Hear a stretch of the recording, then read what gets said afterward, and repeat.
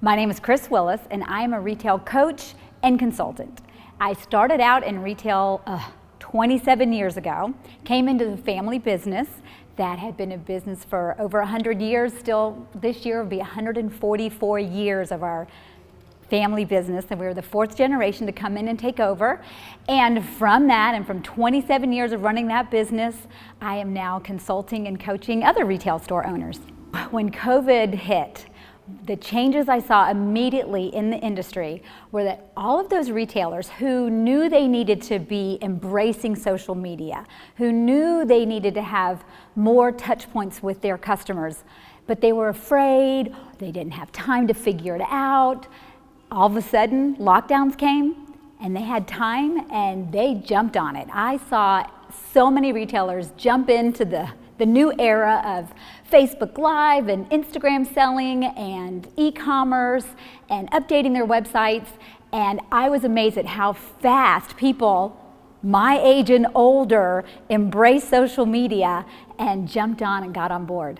In this post-COVID time, or during COVID, that's when they realized if I just had a website that was just a brochure that was stagnant, they needed to update that, or they needed to get an e-commerce site up and going. And so many retailers did, and now they're thriving. It's what they all knew they needed to do, but COVID thrust us like 10, 20 years into the future, and they all jumped on board, and now they're thriving with their e-commerce.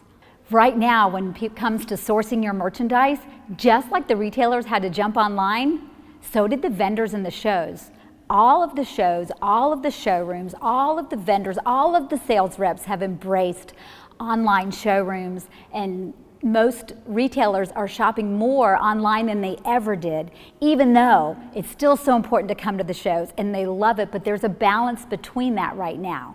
So coming to the shows to touch and feel and source for new product is great, but the assortment planning that they're doing now, they can do a lot more online, which has helped the retailers. When I think of customer service for retail stores, post-COVID or pre-COVID, it's really the same. It comes from a desire to serve your customer. So Bob Negan at Whiz Bang Retail coined a phrase, WWMCW, what would my customer want?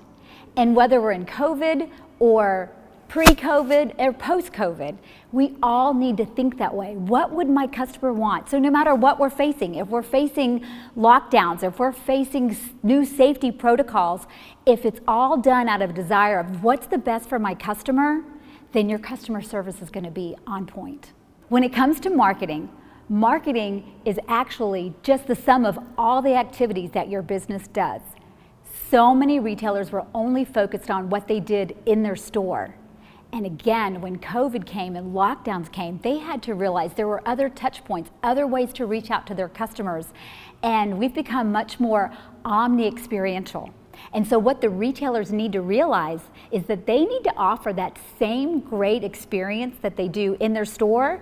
They need to make sure they're giving that same experience through all of their marketing, whether it be on their social media sites, whether it be on their website, whether it be on Yelp, whether it be on the review sites, on all their social media, or even if they go outside of the store. Are they offering the same wonderful service and opportunities at curbside as they are in the store? So marketing has gotten more robust to think of all of the activities your store does, and then make sure you're on brand.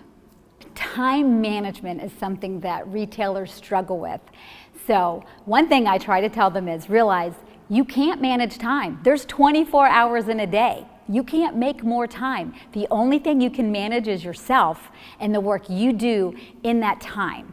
And so we really live in flex time, multitasking all the time. That's where people live.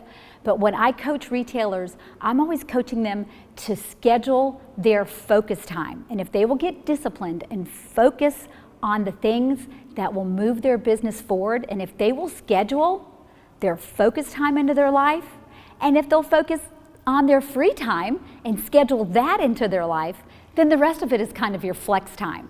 But if you will get disciplined and set up some focus time when you are going to work on your business and not just in your business, you can move forward. You can find me online at retailclarity.com and click on the coaching link. I also have a blog there and other free resources for them, or you can go to Retail Clarity Coaching on Facebook and find me there.